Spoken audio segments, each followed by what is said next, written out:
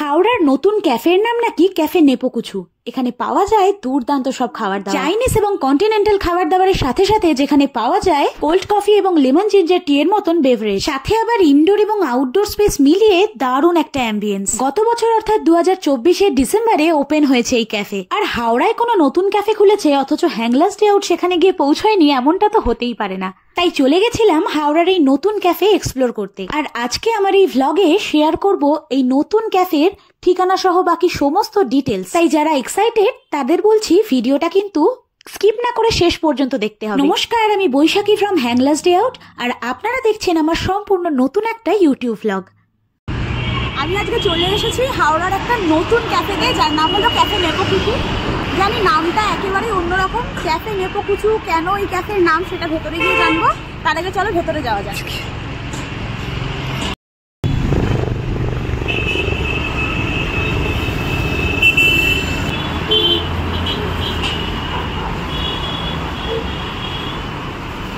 তবে ভেতরে ঢোকার আগে বাইরের অ্যাম্বিয়েন্সটা চট করে একটু আপনাদের সাথে শেয়ার করে নিই। ছোটর ওপর বেশ সুন্দর ছিমছাম ভাবে সাজানো এই বাইরের স্পেসটা, আর তাতে আলাদা সৌন্দর্য অ্যাড করেছে এই সুন্দর গাছগুলো। সত্যি বলতে বিকেলের দিকে এই বাইরে বসলে সুন্দর ফুরফুরে হাওয়ায় মেজাজটা একেবারে ভালো হয়ে যায়। চলুন এবার ভেতরে ঢোকার পালা। ভেতরে ঢুকে প্রথমেই মনে হয়েছে পুরোনো দিনের উত্তর কলকাতা যেন ধরা দিয়েছে ছবির মাধ্যমে। কোথাও হাতছানি দিচ্ছে উত্তর কলকাতার পুরনো বারান্দা, আবার কোথাও ডাকছে ট্রাম। এই প্রত্যেকটা ছবির মাধ্যমে এক একটা দেওয়াল যেন এক এক রকম গল্প বলছে আমাদের। আর এই ছবির সাথে মানানসই চেয়ার টেবিলগুলো জানান দিচ্ছে পুরনোর সাথে আধুনিকতার মেলবন্ধনের। ইনডোর এবং আউটডোর স্পেস মিলিয়ে ক্যাফেটাকে কিন্তু খুব ছোট মোটেও বলা যায় না। বাড়ির নিচেই এই ক্যাফে, সেক্ষেত্রে বলতে হয় ক্যাফেটাকে কিন্তু বেশ মানানসই ভাবে সাজানো হয়েছে। সাথে আবার সুন্দর একটা মকটেল কাউন্টারও রয়েছে। আর এই ক্যাফে নেপোকুচু নামের রহস্যটা বরং একটু পরে আপনাদের বলছি। তার আগে চলুন এখানকার কমপ্লিমেন্টারি ফুড ট্রাই করতে করতে শেফের সাথে একটু কথা বলে নিয়ে এই ক্যাফের ব্যাপারে। তার থেকে শুনে নি এই ক্যাফে নেপোকুচু নিয়ে তাদের কি ভাবনা। আমাদের 15 ডিসেম্বর ওপেনিং হয়েছে, নিউ ওপেনিং। অ্যান্ড আমাদের ক্যাফেটার নাম হচ্ছে ক্যাফে নেপোকুচু। তো এটা একটা অস্ট্রেলিয়ান ব্র্যান্ড, সিডনিতে।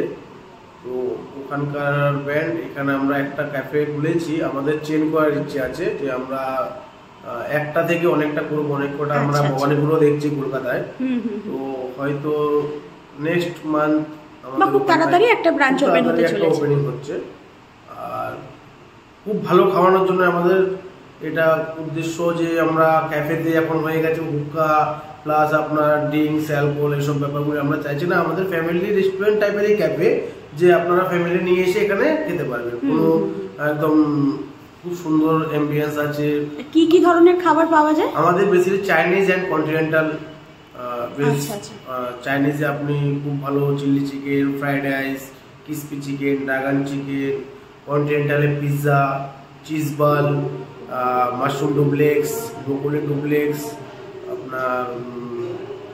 আপনারা যখনই আসবেন আমাদের 12টা থেকে 10টা অবধি ওপেনিং, 10টা সাড়ে 10টা অবধি রোজই তো ওপেন থাকে মোটামুটি। হ্যাঁ, এভরিডে ওপেনিং 12 to 10 o'clock।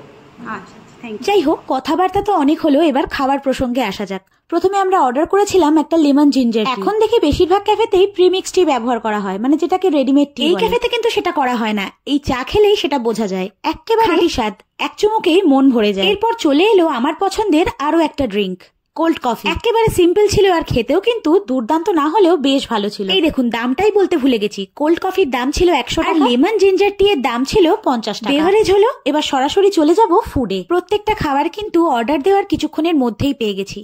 তেমনি অর্ডার দেওয়ার কিছুক্ষণের মধ্যেই চলে এলো আমাদের ক্রিসপি চিকেন।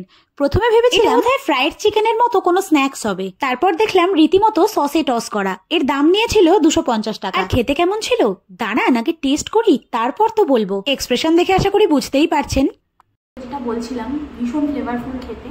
আর সব থেকে বড় ব্যাপার হলো সসে টস করার পরেও কিন্তু ক্রিসপিনেসটা একেবারে অ্যাজ ইট ইজ এক রকম আছে।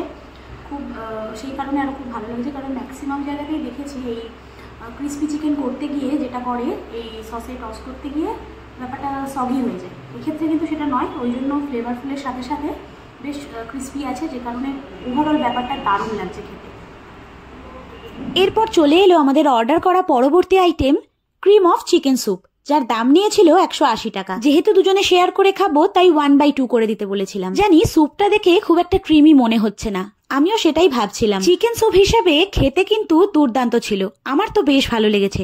তবে এটাকে কখনোই ক্রিম অফ চিকেন স্যুপ বলা যাবে না, কারণ এই ক্রিমি ব্যাপারটাই স্যুপে ছিল না। তার থেকে বরং নর্মাল চিকেন স্যুপ বললে শুনতে কিছুটা ভালো লাগে। এই ছিল ক্যাফে নেপোকুচুতে আমার অভিজ্ঞতা। আর হ্যাঁ, যেটা বলছিলাম ওই ক্যাফে নেপোকুচু নামকরণের ব্যাপারটা, যদিও এটা সম্পূর্ণ আমার ব্যক্তিগত মতামত, কোনো অস্ট্রেলিয়ান ব্র্যান্ড এটা হতেই পারে, তবে আমার কোথাও গিয়ে যেন মনে হয়েছে এরকম একটা ইউনিক নাম রাখার পেছনে কারণটা হলো মানুষের দৃষ্টি আকর্ষণ করা। আর চলতি পথে প্রথমবার যখন এই নামটা দেখেছিলাম তখন কিন্তু আমারও ভারী কৌতূহল হয়েছিল। আর এই ব্যাপারে আপনাদের কি মনে হয় কমেন্টে কিন্তু আমাকে অবশ্যই জানাবেন। আর যাওয়ার আগে ঠিকানাটা একটু চট করে শেয়ার করুন। হাওড়া বেলেপোল থেকে ক্যারি রোডের দিকে হেঁটে যাওয়ার পথে ঠিক বাদিকে পড়বে এই ক্যাফে নেপোকুচু। এই ক্যাফেতে আপনি যদি গিয়ে থাকেন তাহলে অবশ্যই আপনার অভিজ্ঞতা কমেন্টে জানাবেন, আর না গিয়ে থাকলে অবশ্যই ঘুরে আসুন। আজকের ভ্লগে এই পর্যন্তই, আবার দেখা হবে নতুন কোনো এক্সাইটিং ভ্লগে।